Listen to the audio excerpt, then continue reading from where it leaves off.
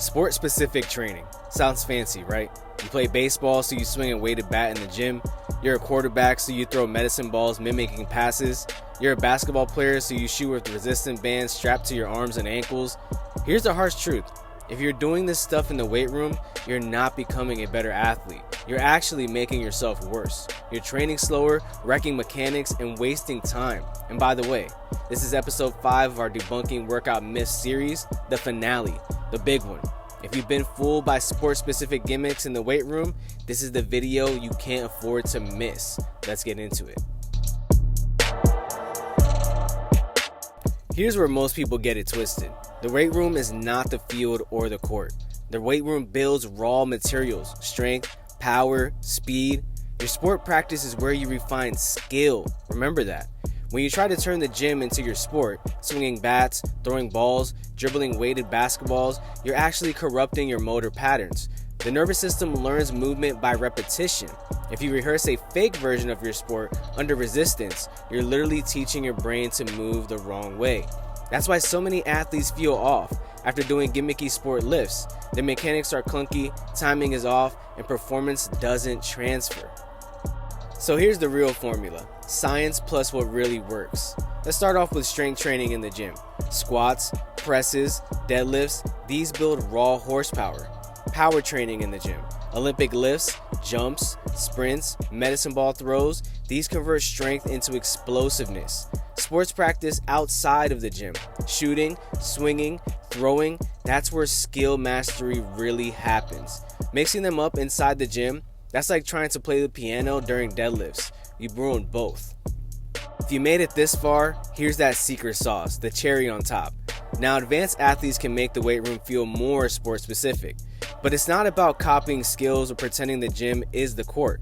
A common myth is, if I squat the same knee bend I use in my jump shot, I'll get better at shooting. Wrong. The nervous system doesn't just train angles, it trains entire movement patterns, the kinetic chain. Mimicking exact sport mechanics in the gym builds bad habits that don't transfer, just a waste of time. But here's the nuance. Joint angles can help for injury prevention. Strengthening hamstrings at sprinting angles reduces pulls. Training hip and knee stability at cutting angles lowers ACL risk. Working the shoulder through overhead angles makes throwers more resilient. So angles are great for resilience, but not for skill transfer. So how do you actually connect the gym to training sport? That's where Post Activation Potentiation, otherwise PAP, and French contrast training come in. Here's the science simplified. When you lift something heavy, your nervous system fires hard to recruit as many muscle fibers as possible. For a short window afterwards, seconds to minutes, these muscles are primed, meaning they can fire faster and more explosively. That's PAP. Here's an example. Do a heavy squat, rest briefly, then do a vertical jump. Your nervous system is still in overdrive from the squat, so you jump higher. French contrast builds on this and takes it further. Heavy lift like a back squat, max strength recruitment. 2. Resisted plyometric like a banded squat jump, power under load. Unloaded plyometric like a bodyweight jump, max velocity. Sprint or bounding movement, sport speed application. It's like shifting gears in a race car. Heavy lift equals first gear, resisted jump equals second, bodyweight jump equals third, sprint equals top speed. By the end, you train your nervous system to turn raw horsepower into field-ready speed and explosiveness.